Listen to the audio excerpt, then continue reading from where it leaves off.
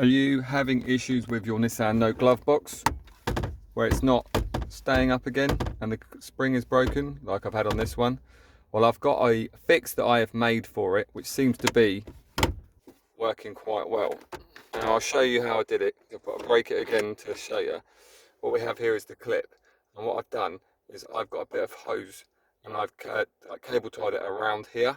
So what that's then doing is creating sort of a bit of tension behind it to allow it to give it a bit of pushback from it. So I need to oh, there we go, it's back in there like that.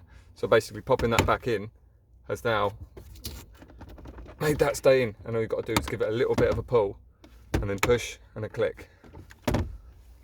So that is a quick, easy little fix to do for your Nissan Note Mark II glove box. It might work on other glove boxes as well, but that's what I've done. There we go. If you like it, then give us a thumbs up, and then I'll see you on the next one. Cheers, guys.